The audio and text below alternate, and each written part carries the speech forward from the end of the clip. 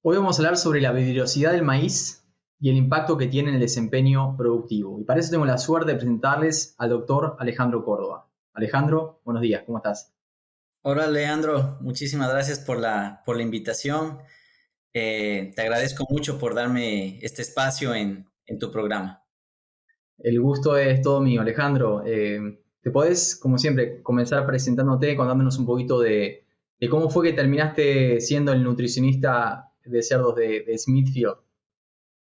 Sí, sí, sí, sí, Leandro, con todo gusto. No me voy a ir muy atrás hace cuándo empezó mi gusto por el tema de la nutrición, pero un poquito para resumir, después de terminar, soy ecuatoriano, hice mi pregrado en la Universidad del Ejército, en la Facultad de Ingenierías Agropecuarias, se llama IASA, y después de terminar mis estudios de pregrado, empecé a trabajar se me dio esta gran oportunidad de trabajar en Pronaca desde el 2011 hasta aproximadamente el 2015. Entonces, durante ese tema pude conocer personas que me encaminaron y me hicieron un poquito, me enamorarme mucho más de lo que es la nutrición animal, ¿no? Esta pasión por la nutrición que le llamábamos, o que le seguimos llamando ahí entre ese grupo de amigos. Y hay personas que influyeron bastante en esta decisión de seguir con mis estudios de posgrado, ¿no? Entonces, uno de ellos, Gustavo Nava, Antonio Kalinowski, Marcelo Mosquera, Diego Chávez, Diego Camacho de Pronaca, son personas que les tengo mucho aprecio. Ellos fueron como que los primeros que iniciaron promovieron ese gusto por la nutrición animal. Después, una vez ya desarrollado ese gusto, sentí la necesidad de que debía especializarme mucho más, ¿no? Entonces estaba buscando oportunidades de maestría en ese momento. Y ahí es cuando se me dio la oportunidad de ir a la Universidad Estatal de Carolina del Norte en el 2015 e iniciar mis estudios de maestría en nutrición animal eh, en el laboratorio de Edgar Oviedo. Y posteriormente, después de la maestría, se me ofreció de igual manera realizar el doctorado. Y, y ahí, entre maestría, doctorado y un diplomado en ciencias de la elaboración de los alimentos balanceados, yo creo que se pudo solidificar mucho esos conceptos, ¿no? Esos conceptos que un nutricionista necesita en el día a día. Y pues después de terminar mi doctorado en el 2019, parte de ese doctorado es algo de lo que vamos a revisar hoy. Eh, trabajé, trabajé y nos profundizamos mucho en lo que sería la calidad de maíz y principalmente el tema de la vidriosidad, ¿verdad? Entonces, eso hablaremos más adelante, pero un poquito para resumir cómo es que terminé en Smithfield. Me gradué en diciembre del 2019 de la Universidad Estatal de Carolina del Norte e inicié en enero del 2020 mis actividades como nutricionista de Smithfield. Somos cuatro nutricionistas en ese momento. En este momento, en el 2020 eran apenas dos nutricionistas, un número muy pequeño para una operación de casi 1 millón de hembras, ¿verdad?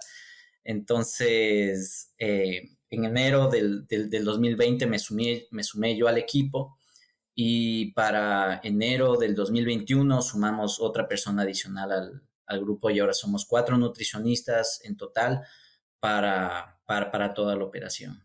Así fue como se dio esta grandiosa oportunidad. Muy bien, Alex. Mencionaste, hice tu doctorado analizando la virosidad del maíz y viendo su impacto en el desempeño. Parece algo, y te comentaba hace un ratito, algo que es específico para los nerds de la nutrición, pero prometo a los que están escuchando que tiene su aplicación práctica y bueno, para eso Alejandro nos va a contar un poquito de qué se trata. Alejandro, para poner a todos en la misma página, ¿a qué nos referimos con vidriosidad del maíz y de qué depende? Correcto. Sí, Leandro, pues nos referimos, cuando hablamos de vidriosidad de maíz, estamos hablando netamente de la dureza del endospermo, ¿sí? Em, cómo es que funciona o cómo es que se desarrolla esta dureza del endospermo? La mayoría de maíces que utilizamos para nutrición animal o para la industria pecuaria son un tipo de maíz dentado, ¿sí? Hay 5 diferentes tipos de maíces. Hay un maíz duro, maíz harinoso, maíz reventón, maíz dentado y maíz dulce.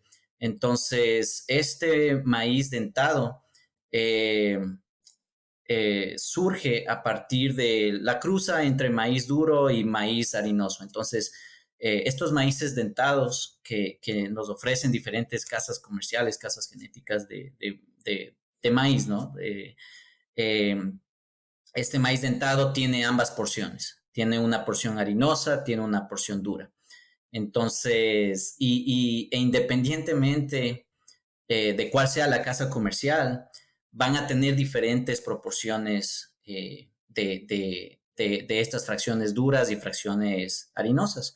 Lo interesante es que eh, la matriz de proteína a nivel de endospermo es la que encapsula estos gránulos de almidón eh, y este complejo maíz-proteína a nivel de endospermo es lo que estaría generando la dureza del endospermo, ¿sí? La dureza del grano. Entonces, eso sería un poquito, eso sería un poquito el porqué, la importancia de conocer qué tipo de maíz utilizamos normalmente para producción pecuaria y dependiendo de esas dos fracciones, ¿no? Dura y harinoso, pues hemos visto, hemos evaluado y no solo nosotros en la Universidad de Carolina del Norte, pero otros estudios también han determinado que existen diferencias cuando comparamos granos de diferentes casas genéticas con diferentes niveles de vidriosidad. Muy bien, muy bien. Y mencionás la diferente genética que puede llegar a impactar en esto y tiene una relación con esa relación entre almidón y proteína, ¿no? Que son dos nutrientes fundamentales y por eso usamos, digamos, el maíz como materia prima. Pero ¿hay algo más de lo que dependa? ¿El procesamiento? ¿Qué otros factores pueden llegar a afectar esta virosidad? Y después nos metemos un poquito en la parte de impacto en el desempeño, pero ¿algo más que pueda llegar a afectar esta relación entre proteína y almidón? Sí, sí, Leandro, en efecto, algo que quisiera añadir ahí es que eh, tenemos que recordar que estas casas genéticas también buscan los mismos rendimientos productivos que nosotros en los animales, ¿verdad? Entonces ellos, de cierta manera, la selección genética que realizan buscando un endospermo más duro está direccionado para ser más resistente a plagas. Entonces, y hay que recordar que en muchas industrias el maíz, no cultivan maíz para uso de los animales, ¿verdad? Para utilizarlo en las dietas de los animales. En muchas industrias lo hacen principalmente sea por biodiesel o sea para consumo humano. Hay pocas industrias en pocos países donde casi el 100% de lo que se cultiva de maíz es direccionado para la nutrición animal. Entonces, mucho influye cómo es la selección genética del maíz. Sería muy interesante que, por ejemplo, en los seminarios de nutrición animal tengamos o empecemos a tener esta interacción con las casas genéticas de maíz, ¿sí? Porque sería interesante ver cuál es la dirección o cuál es la proyección de selección genética para los siguientes años y un poquito nosotros también estar pendientes de cuál sería la proyección o la afectación a nivel de digestibilidad de nutrientes. Y algo que pudimos validar en nuestros estudios en la universidad en la Universidad Estatal de Carolina del Norte es que la temperatura de secado del maíz también puede tener su influencia en cuanto a la digestibilidad de nutrientes y inclusive llega a modificar un poquito este tipo de fracciones, y es este tipo de fracciones de porción harinosa y porción dura del maíz. Dependiendo de qué tan fuerte sea, qué tan agresivo sea el proceso de secado del maíz, podemos inclusive ver algo de gelatinización de almidones a nivel de proceso de secado del maíz, cuando normalmente hablamos de gelatinización de almidones a nivel de acondicionador en el proceso de pelletizado, ¿verdad? Entonces es un tema muy interesante. Hay investigaciones que están cada vez tomando más énfasis en este tema, pero la temperatura de secado también es algo que deberíamos seguir de cerca para determinar cuál es el valor nutricional del maíz. Muy bien. Alex, ¿y qué impacto puede ya tener la virosidad del maíz en el desempeño? Sí, sabes que nosotros en los estudios que realizamos, uno de esos estudios agarramos básicamente dos tipos de maíces, y un maíz con una vidrosidad promedio y un maíz con una dureza dura. Así es como nos presentaron esta casa genética, y de hecho pudimos ver una diferencia de vidriosidad. Pudimos validar que eran diferentes en su vidriosidad, ¿sí? El maíz de vidriosidad promedio tenía una dureza de aproximadamente 61%, mientras que el maíz duro tenía una vidriosidad de aproximadamente 63-64%. Entonces, ¿qué es lo que hicimos? Agarramos esos maíces, los sembramos. Fue un estudio muy interesante porque es uno de los pocos estudios en donde seguimos todo el ciclo, ¿no? Desde que sembramos la semilla, cosechamos, secamos el maíz, lo corrimos en la planta de alimentos balanceados, molimos ese maíz en la planta de alimentos balanceados, vimos el efecto en calidad de pellet, hicimos dietas con eso. En ese momento alimentamos pollos broiler, pero uno de los puntos interesantes de ese estudio es que colectamos los espectros NIRS de estos maíces secados, de ambos maíces, los secamos a diferentes temperaturas y enviamos estos espectros a diferentes empresas que tienen capacidad de modelaje y predicción de nutrientes, ¿no? Entonces, lo interesante fue ver que la tecnología NIRS fue capaz de identificar y capturar esas diferencias en los diferentes tratamientos que tuvimos. Entonces, ahí es cuando dijimos, pues, venga, qué interesante esto, el NIRS es capaz de detectarlo, es aplicable, ¿verdad? Es aplicable porque ahora muchas empresas utilizan la tecnología NIRS, muchas empresas ahora brindan este soporte, este servicio, independientemente del tamaño de operación. Entonces, una de las primeras recomendaciones es siempre estar validando nuestras matrices nutricionales, sea con un laboratorio externo o qué mejor si podemos utilizar este tipo de servicios, ¿no? Muy bien. No, súper interesante. O sea, la posibilidad de detectar este tipo de vidriosidad a partir del NIRS ya nos dice que se puede llegar a hacer algo con esto, ¿no? Porque si no sería muy abstracto y muy poco aplicable. Entonces, en términos de aplicación, vos dijiste que tuvieron todo el ciclo completo, lo cual es interesante porque el proyecto involucró hasta agrónomos, que uno no acostumbra a ver eso. Cuando tuvieron el maíz, en la parte de procesamiento del alimento, ¿vieron algún tipo de diferencia a partir de las diferentes fuentes de maíz?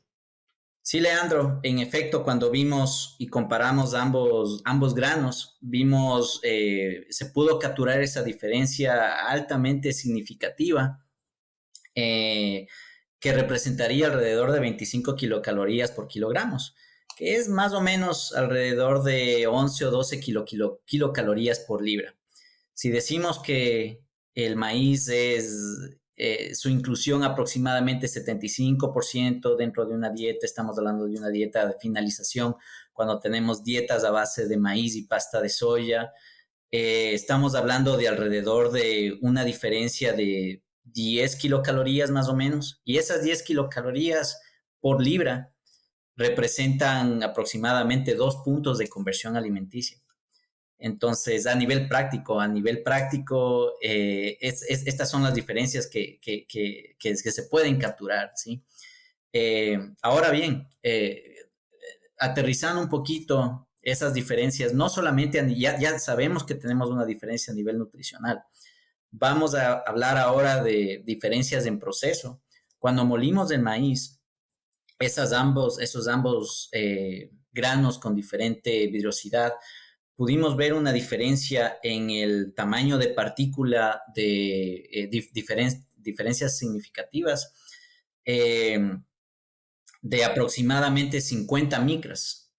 Y eso sin cambiar la configuración de martillos, sin cambiar la configuración de velocidad de molienda, ¿sí? Entonces, sin cambiar nada de esa configuración, solo moliendo, solo siendo la genética y la velocidad del maíz el único factor de diferencia, vimos una diferencia en la media geométrica y en la desviación estándar de ese tamaño de partícula.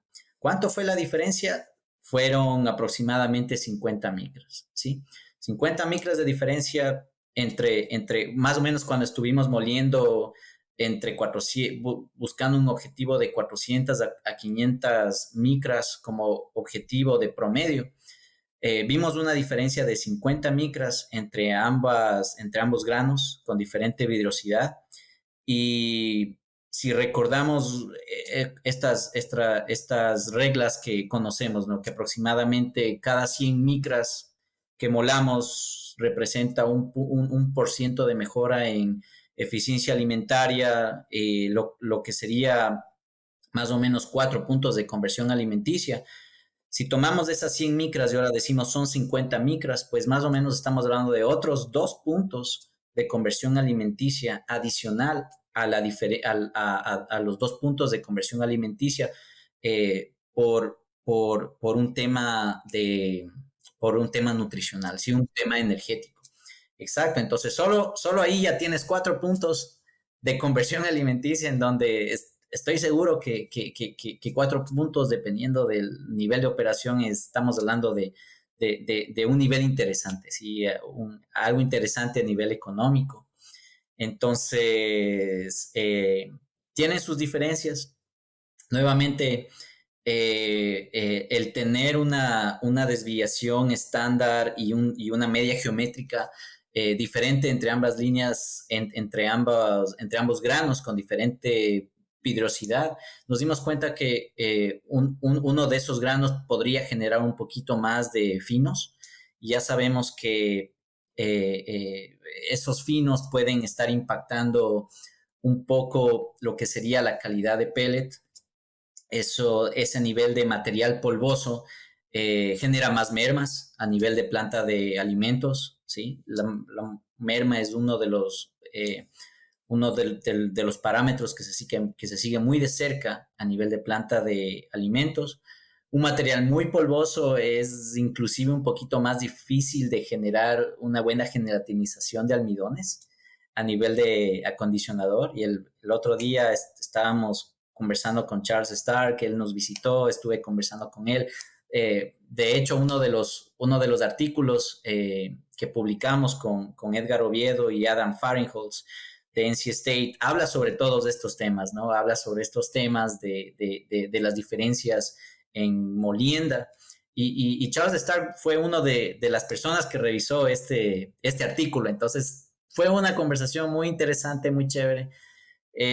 Conversamos con él el tema de estos finos, y él mencionaba cómo este material polvoso a nivel de acondicionador no ayuda a formar un buen pellet. Al contrario, este material polvoso se acumula a nivel de las paletas, a nivel de acondicionador, y es una merma más, ¿sí? Entonces, es interesante ver cómo la vidriosidad del maíz no solo impacta la valoración nutricional del grano y la formulación per se, pero también ahora tiene su efecto a nivel de planta de alimentos.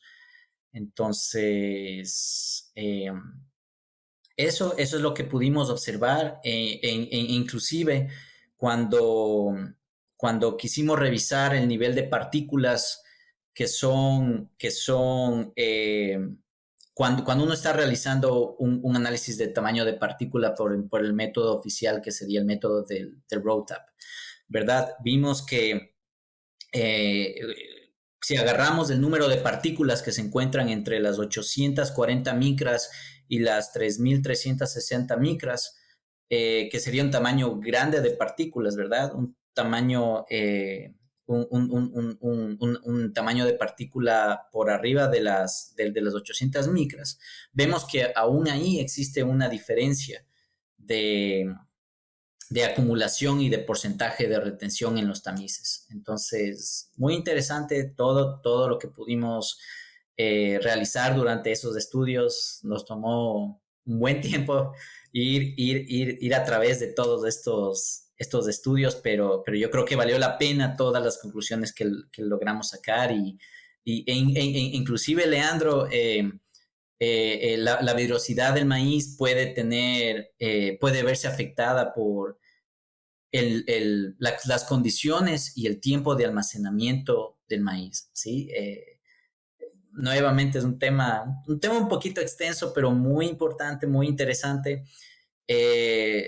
Quizás esto explique un poco por qué en las plantas de alimentos vemos diferencias cuando estamos utilizando un maíz recién cosechado que ha sido almacenado 3 semanas, 4 semanas, versus un maíz que ha sido almacenado 6 meses o un año o hasta 2 años inclusive, ¿sí? El grano como tal tiene amilasas endógenas. Entonces esa configuración del almidón en cuanto al tiempo se va perdiendo, ¿sí? Y ese complejo matriz almidón a nivel de endospermo va cambiando en cuanto al tiempo de almacenamiento. Entonces, eso podría estar explicando por qué las diferencias a nivel de planta de alimentos, ¿sí? Normalmente hay veces que escuchamos mucho en nuestras plantas que nos dicen vamos a recibir maíz recién cosechado, ya están ellos un poquito adelantándose a cómo se llama, a posibles problemas a nivel de peletizado, porcentaje de humedad. El maíz está la plasticidad de ese maíz es diferente, ¿sí? Entonces, es un tema muy interesante, cómo el almacenamiento también puede estar afectando la vidriosidad del maíz y también afectando la calidad del pellet. Muy bien. No, y un poco como para bajarlo al día a día. Acá nos escuchan de repente desde nutricionistas de grandes temas de producción hasta nutricionistas de empresas, de premix, que les toca tener en cuenta todas estas novedades que van surgiendo para tomar decisiones. Mencionas que mediante el NIR se puede determinar la velocidad, se tiene que, obviamente, no tener acceso a esas curvas de calibración. ¿De qué manera nos puede ayudar a tomar decisiones en el día a día, dependiendo del tipo de sistema, del volumen de compra, de si es un país importador o no? ¿Cómo ves que se puede llegar a aplicar en el día a día todo esto? Sí, exactamente. Leandro, todo depende, ¿verdad? Todo depende. Lo primero creo que es identificar que tenemos estas herramientas. Hay empresas que ya tienen estas curvas, estos modelos de predicción para vidriosidad del maíz, ya las tienen desarrolladas. normalmente, ¿cómo se determina la vidriosidad del maíz? Tendríamos que agarrar un bisturí, partir el maíz, algunos granos, y determinar cuál es la porción dura y la porción harinosa de ese maíz. Y así es como normalmente se lo realiza, pero ahora ya existe la tecnología, podemos estar asistidos por esa tecnología, ¿verdad? Entonces, para aterrizar un poquito a un nivel del tamaño de operación, ¿verdad? Hay veces que, por ejemplo, dependiendo de cuánto maíz estemos utilizando a nivel de planta de alimento y algunos nutricionistas te dirán lo mismo, se tiene poco nivel de reacción, ¿verdad?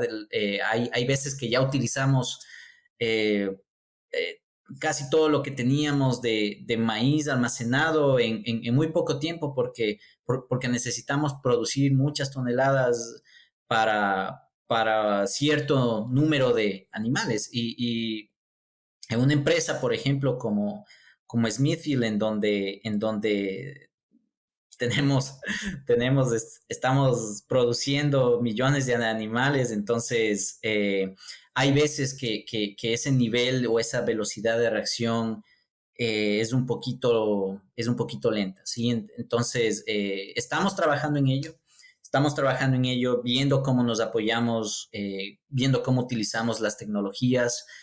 Siempre intentamos estar a la vanguardia de las tecnologías, entonces eso es algo en lo que uno de los proyectos en donde yo he estado principalmente involucrado con la empresa. Y bueno, pero esto puede ser diferente para otros tipos de operaciones, ¿verdad? Por ejemplo, hay muchos países, inclusive México también, Latinoamérica, que importan mucho maíz de Estados Unidos. Su nivel de utilización del maíz no es tan rápida. Inclusive en algunas operaciones dentro de Smithfield nosotros tenemos una tasa de uso de ese maíz más lenta si nos vamos a operaciones un poquito más hacia el oeste de los Estados Unidos comparado con operaciones en el este de los Estados Unidos. En el este de los Estados Unidos tenemos más o menos el 65% de la producción del total del alimento a nivel global de Estados Unidos, pero esto es algo que se podría aplicar muy, muy, muy fácilmente y hemos conversado con algunas compañías sobre esto en la zona oeste de los Estados Unidos, ¿no? A nivel de Latinoamérica, se importan buques, ¿verdad? Se importan buques y tranquilamente se podría determinar el nivel de vidriosidad de este maíz y con ello un poquito entender cuál sería el nivel energético o la valoración energética de esos maíces, ¿sí? Entonces, y de nuevo, quizás un poquito entendiendo la vidriosidad del maíz, podemos pensar un poco en algunas otras estrategias, como por ejemplo, si estoy utilizando un maíz de alta vidrosidad o un maíz de dureza duro, puede estar pensando en la inclusión de amilasas exógenas, por ejemplo, que ya existen en el mercado. Sabemos que hay suficiente sustrato, ¿verdad? Entonces, existen esas alternativas o ya podemos estar pensando en cuál sería mi efecto a nivel de molienda. Entonces, ya nos aterriza un poco en todos los factores que tenemos que mirar cuando estamos recibiendo maíces de diferente vidriosidad, ¿verdad?